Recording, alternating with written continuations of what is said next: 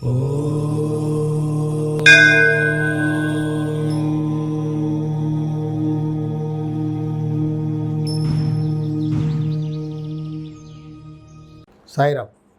విశ్వకర్మ వాస్తు YouTube ఛానల్కి స్వాగతం. నేను మీ విశ్వకర్మ. ఈ మధ్యకాలంలో ఏదైనా వాస్తు చూడడానికి తీసుకెళ్ళిన ఇళ్ళల్లో ప్రతి ఇళ్ళు కూడా ఒక పర్టికులర్ కన్స్ట్రక్షన్లో ఒక దోషం కనపడుతూ ఉంటుంది.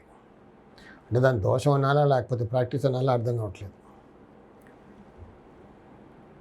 మిగతా దోషాలు ఉంటాయి.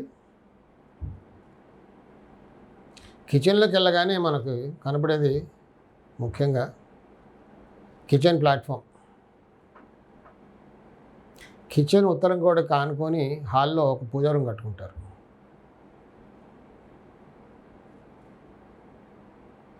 సో కిచెన్ ప్లాట్ఫామ్ తూర్పు గోడకు అక్కడ ఆగ్నేయం నుంచి అలా మొత్తం వేసుకున్నప్పుడు కిచెన్ ఉత్తరం గోడకు ఆనుకోకుండా ప్లాట్ఫామ్ని కొంతమంది ఒక 1 ఇంచ్ గ్యాపో 2 ఇంచెస్ గ్యాపో వదిలిపెట్టి వేస్తున్నారు.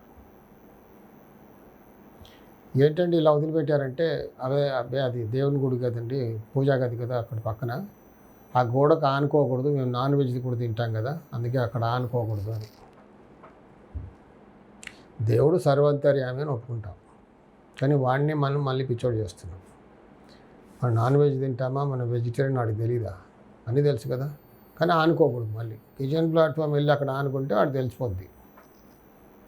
అంటే ఆ సింక్ ప్లాట్ఫామ్ని అక్కడ ఆనుకుంటారు.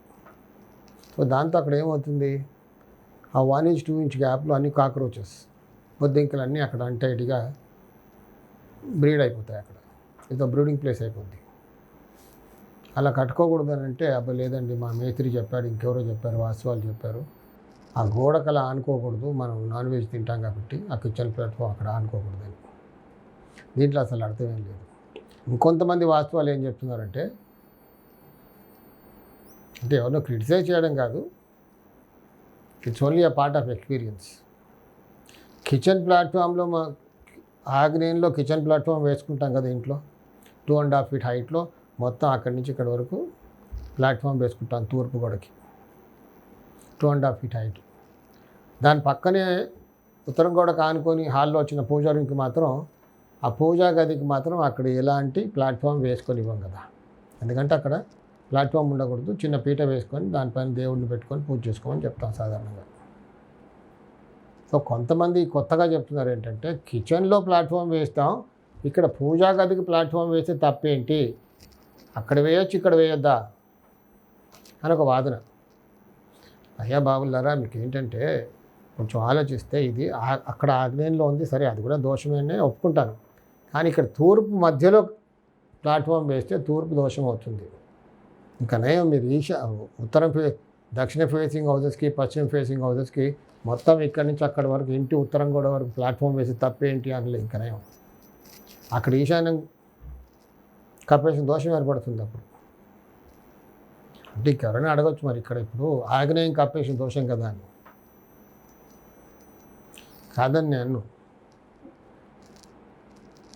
కానీ ప్లాట్ఫామ్ కావాలి కదా ఇప్పుడు, కాబట్టి కంఫర్ట్ జోన్ దానికి ఉండే దోషం దానికి ఉంటుంది, ప్రతి ఇంట్లో ఉంటుంది అది.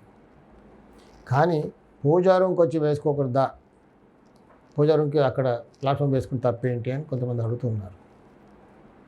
నా ప్రాక్టీస్లో నేను చూశాను ఏంటంటే, ఆగ్నేయంలో తూర్పు గోడకి ప్లాట్ఫామ్ వేసుకుని, కొంతమంది ఎల్ షేప్ కూడా ప్లాట్ఫామ్ వేసుకుంటారు, కొంతమంది యూ షేప్ ప్లాట్ఫామ్ వేసుకుంటారు. ఎల్ షేప్ అంటే తూర్పు గోడకి దక్షిణ గోడకి వేస్తారు ఎల్ షేప్.